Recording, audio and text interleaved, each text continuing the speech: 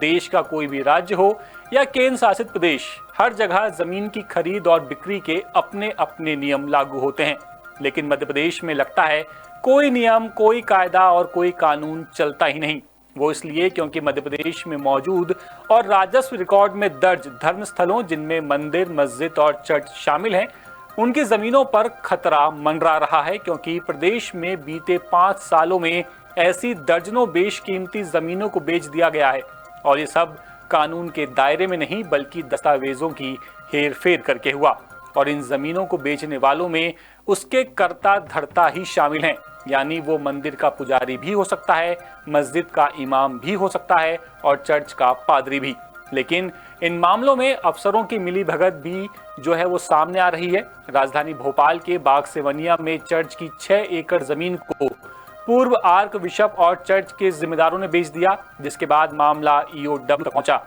और ये सिर्फ एक मामला नहीं है बल्कि इसकी पूरी की पूरी लिस्ट है। और खरीद फरोख्त के विवादों के बीच उलझी करोड़ों की इन जमीनों का अब धर्मस्थल के ट्रस्ट भी इस्तेमाल नहीं कर पा रहे हैं। क्या है आखिर ये पूरा मामला, बता रहे हैं भोपाल से हमारे विशेष संवाददाता संजय शर्मा।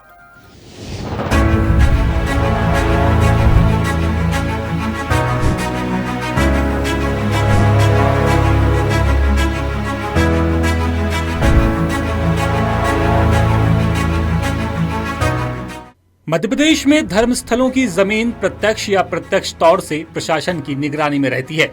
यानी धर्मस्थलों के पास कितनी कृषि या व्यावसायिक जमीन है, ये राजस्व रिकॉर्ड में दर्ज है।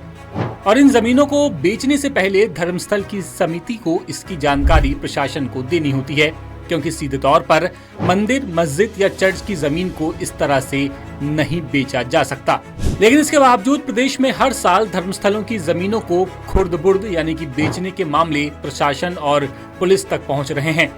बीते 5 सालों में राजधानी भोपाल के साथ साथ दूसरे शहरों में धर्मस्थलों की करोड़ों की जमीन को बेच दिया गया।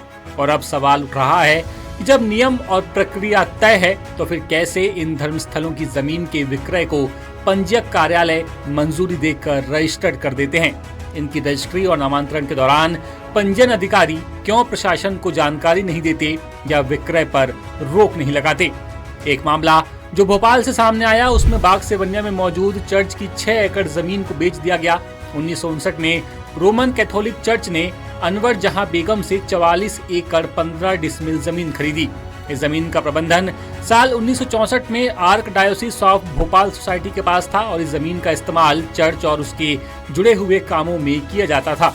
साल 1966 में राजधानी परियोजना के तहत इस जमीन में से 3 एकड़ रकबे का अधिग्रहण कर इसे विद्युत सब स्टेशन के लिए आवंटित कर दिया गया। वहीं 9 एकड़ से कुछ ज्यादा जमीन साल 2000 में आर्क बिशप ने आवासीय इस्तेमाल के लिए डायवर्जन करा ली। लेकिन सोसाइटी ने इस रकबे को विद्युत सब स्टेशन के लिए 3 एकड़ जमीन के अधिग्रहण की बात को छिपाकर पूरे रकबे का डायवर्जन करा लिया। इसके बाद 2004 से 2024 के बीच सोसाइटी ने बिजली कंपनी के रकबे के साथ पूरी जमीन का विक्रय अनुबंध कर दिया। हालांकि रजिस्ट्रार की असहमति के चलते बिजली कंपनी की 3 एकड़ जमीन की रजिस्ट्री रोक दी गई, जबकि 6 एकड़ की रजिस्ट्री कर दी गई।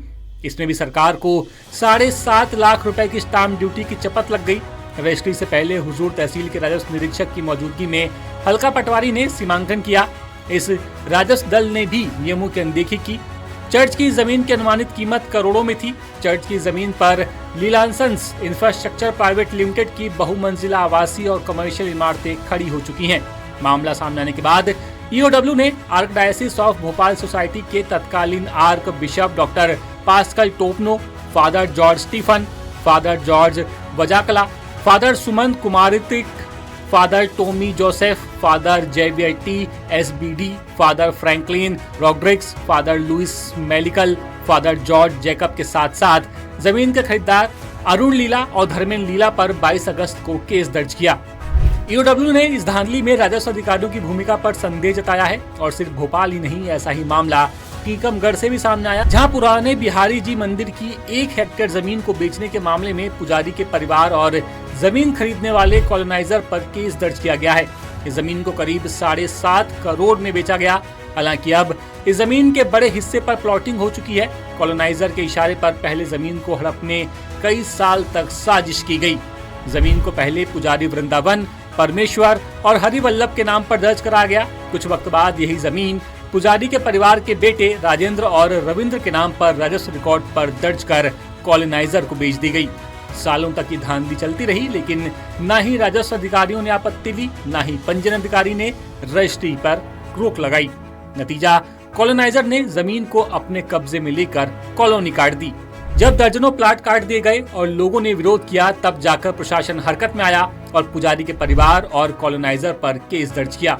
लेकिन अब जमीन को वापस हासिल कर पाना मुश्किल दिखाई देता है। एक ऐसा ही मामला ग्वालियर अंचल में सामने आया, जहां 865 मंदिरों की हजारों बीघा कृषि भूमि राजस्व रिकॉर्ड से ही गायब हो गई। ग्वालियर स्टेट के वक्त मंदिरों की व्यवस्था के लिए ये जमीन दी गई थी। प्रशासन की निगरानी में इस जमीन को सालाना किराए पर देकर मंदिरों को पैसा दिया जाता था, लेकिन बीते एक दशक में जमीन को धीरे धीरे बेचा गया और अब ज्यादातर जमीन दूसरों के नाम पर दर्ज हो चुकी है। मामला राजधानी तक पहुंचने के बाद ग्वालियर चंबल संभाग के 865 मंदिरों को दी गई 4290 हेक्टेयर कृषि भूमि में से अब आधी भी उनके पास नहीं है। और ये जानकारी मंदिरों की जमीन का रिकॉर्ड खंगालने पर सामने आई है। मंदिरों की जमीनों पर कब मालिकाना हक बदला और राजस्व रिकॉर्ड में ये जमीन कब दूसरों के नाम पर दर्ज हुई, अब इसकी पड़ताल की जा रही है। इस पूरे मामले में दोनों संभाग के राजस्व अधिकारी और मैदानी अमले की भूमिका पर भी सवाल उठ रहे हैं।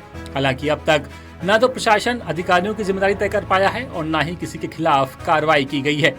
एक मामला शाहजहांपुर का भी है, जहां शाहजहांपुर में कोतवाली थाना क्षेत्र में श्री राम मंदिर को तत्कालीन जमींदार ने सर्वे नंबर 321 में से 0.84 हेक्टेयर यानी कि करीब 3.25 बीघा जमीन दी। इसके लिए जो एग्रीमेंट किया गया उसमें साफ तौर पर जमीन के विक्रय पर पाबंदी है। इसके बावजूद रिकॉर्ड में दर्ज जमीन को राजस्व अधिकारियों की मिलीभगत से बेच दिया गया। पुजारी ने पहले अपने नाम पर इसे दर्ज करवाया और फिर उसे बेचा। इस जमीन के कई हिस्से हो चुके हैं, लेकिन लोगों ने रजिस्ट्री भी करवा ली है। अब तहसीलदार ने कार्रवाई शुरू की, लेकिन अलग अलग नामों पर दर्ज हो चुकी जमीनों को वापस प्रशासन कैसे पाएगा, ये अभी भी सवाल बना हुआ है। चर्च की व्यवस्था संभालने वाले ट्रस्ट ने जिसे 5418 वर्ग फीट जमीन की निगरानी सौंपी थी, उसी ने उसे बेच दिया। इसके लिए न तो ट्रस्ट समिति से सलाह मशवरा किया गया, न ही चैरिटी कमिश्नर से अनुमति ली गई। शहरी इलाके में करोड़ों की कीमत की जमीन को छोटे छोटे भूखंड में बांटकर बेचा गया। साल 2022 तक हुई इस धांधली में अब प्रशासन कार्रवाई की तैयारी कर रहा है, लेकिन उनके सामने जमीन को वापस हासिल करने का संकट है।